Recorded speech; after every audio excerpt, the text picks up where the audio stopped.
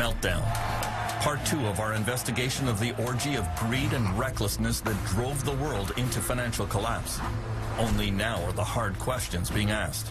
Only now are the key players being held to account. In this hour, how the financial tsunami swept the world. The renegade executive who nearly destroyed the global financial system. Nobody knew just how big a casino AIG was running. And the Treasury Secretary who bailed out his old friends. The biggest welfare check in history had been paid to Wall Street. Behind closed doors, world leaders are at each other's throats. The reaction of the Europeans is very aggressive, very accusatory. Iceland is stabbed in the back by an old ally. Meltdown, the secret history of the global financial collapse.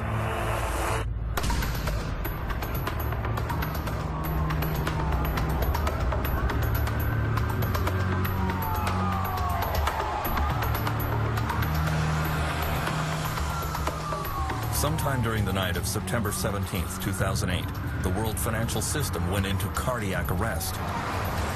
The failure of Lehman Brothers, the largest bankruptcy in U.S. history, had sent financial markets into a tailspin. The New York Stock Exchange had its biggest one-day drop since the 9/11 attack. Markets from London and Paris to Shanghai fell in lockstep. Russia suspended all trading.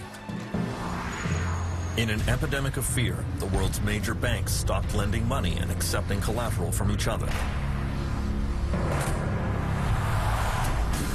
The next morning, at precisely 10:15 a.m., President George W. Bush stepped out of the Oval Office to try and reassure the public. The American people are concerned about the situation in our financial markets. I've canceled my travel today to stay in Washington and consult with my economic advisors. Bush convened that emergency meeting in the White House Roosevelt Room. According to notes, U.S. Treasury Secretary Hank Paulson told the president that the United States was on the edge of a total financial meltdown. He said, "If we don't act boldly, we could be in a depression deeper than the Great Depression."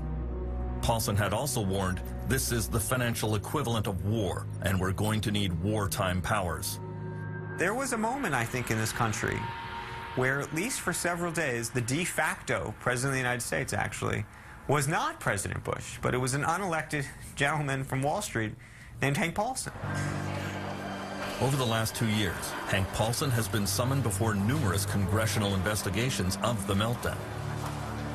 Everyone realizes that the ruthless former CEO of Goldman Sachs played the leading role, and everyone wants to know why he did what he did. He was supposed to be the main free enterpriser in the Bush administration, but he ended up overseeing the greatest government intervention in the economy since the Great Depression. All investigations go back to his key decision in September 2008, the decision to allow Lehman Brothers to fail. In the White House on that Monday, Hank Paulson seemed almost flippant about the catastrophic bankruptcy. Good afternoon, everyone, and I hope you all had an enjoyable weekend. Yeah. He said that it was not the role of government to save private businesses. I never once considered that it was appropriate to put taxpayer money on the line in resolving Lehman Brothers. Not saving them is a little bit like saying, well, we're not going to put the fire out in your house because you caused the fire because you were smoking in bed.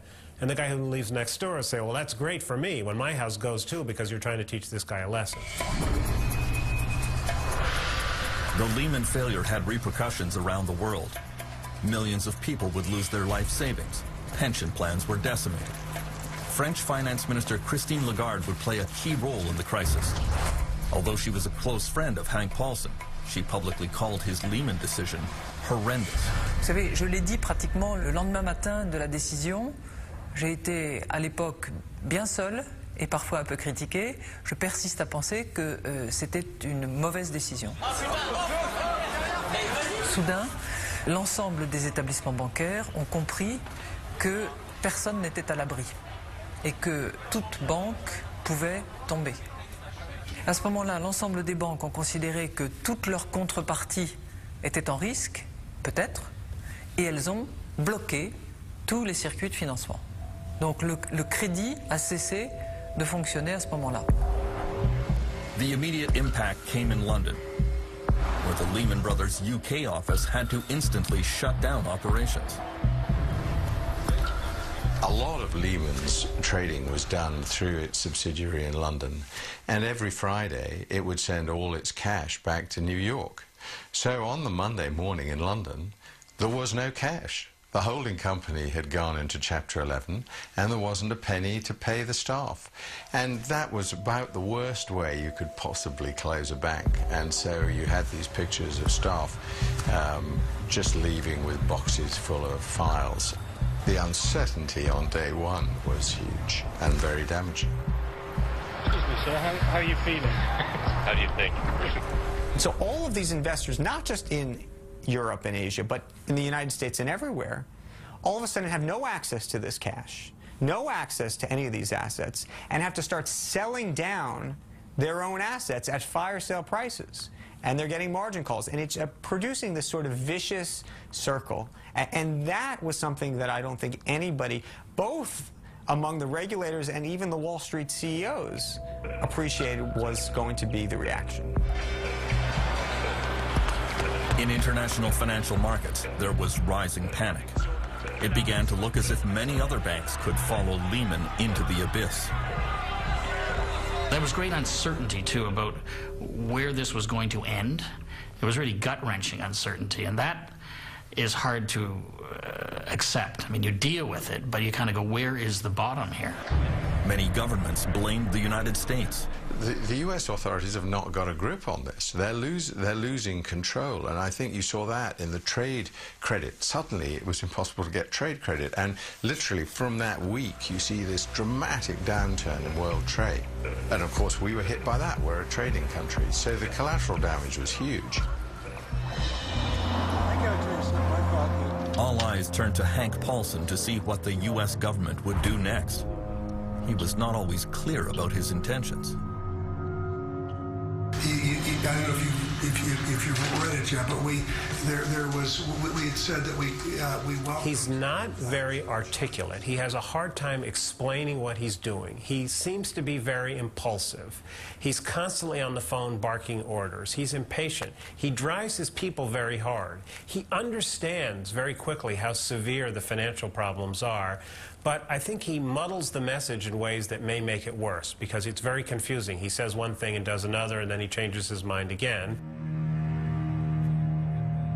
Paulson's ability to reverse directions came to the fore in the next crisis he confronted: the near collapse of the world's biggest insurance company, AIG. It emerged that the dealings of one obscure executive at AIG threatened the entire world financial system. His name was Joseph Cassano. Cassano lived in the most exclusive neighborhood in London, England.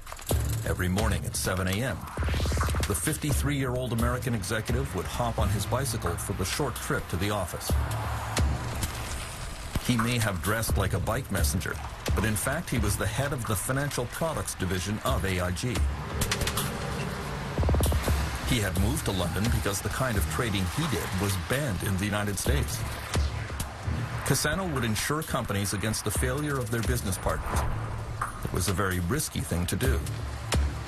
But in conference calls with investors, he claimed that it was a no-lose proposition. It's hard for us, without being flippant, to even see a scenario that would see us losing $1 in any of those transactions. Joseph Cassano's bet was that a lot of banks and mortgage companies around the world could never fail all at once. Of course, the downside was that if for any reason those products started to misperform, if the housing market crashed in a way that people hadn't seen in living memory, then of course AIG would face a very big bill. But Cassano, like many traders, didn't worry too much about that. And the terrible truth was that inside AIG, very few people other than Cassano himself and his particular unit had any idea what AIG Financial Products was up to. In September 2008, when many banks around the world began collapsing, Cassano's risky insurance scheme pushed AIG to the edge of bankruptcy. Hank Paulson was quick to deny that he had any intention of stepping in to save AIG.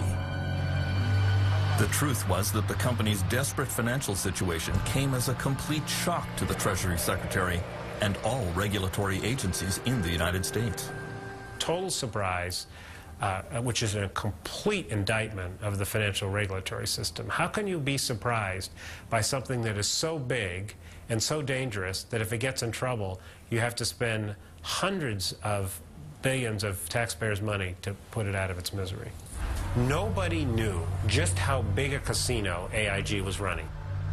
Reality was that AIG was such a monstrous creature with tentacles in so many parts of the financial system that if you had let AIG go down, you really would have been risking dragging the wider Western financial system with it. In the end, Paulson bowed to the inevitable and saved AIG with $85 billion of taxpayer money. Well, I think there was this sense of shock that AIG was being saved. I think also a sense of relief. I do think that at that point, people didn't realize how bad things really were, but thought that, boy, if AIG went, we would be in a lot more trouble. Can I ask you a question, please? Joseph Cassano was fired by AIG, but he walked away with $315 million. Sorry, we have no comment. Thank you.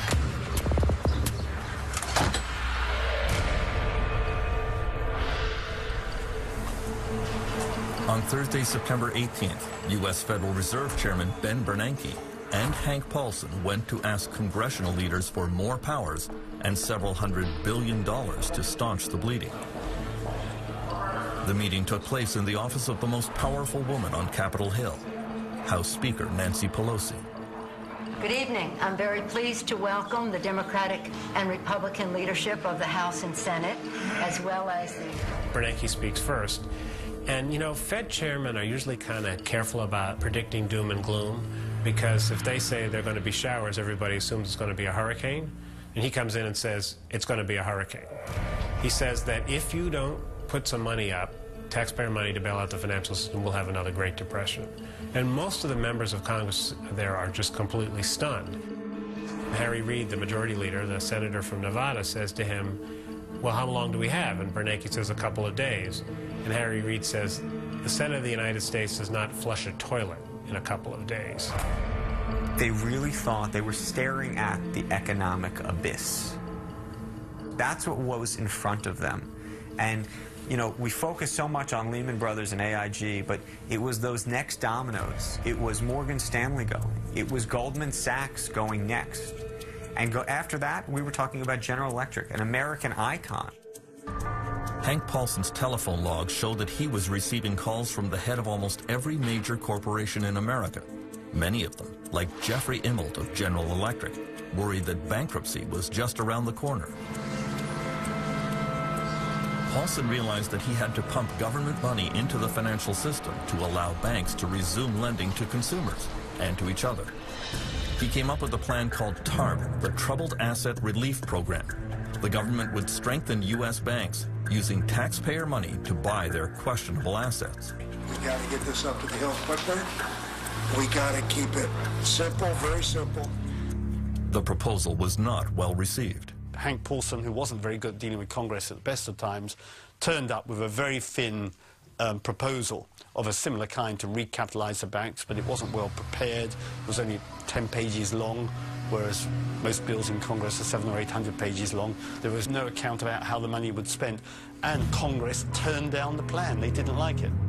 You see, what has been holding up the deal... Ohio Congresswoman Marcy Kaptur voted against the bailout. I saw it as a means for Wall Street to take a very gun-shy Congress a few weeks before election and strike the fear of God into them and get anything you wanted out of them and essentially transfer all of the losses that they knew were happening to the public sector. No, Mr. Paulson, we're not going to do what you're asking us to do. The vote did not turn out as Hank Paulson expected. On this vote,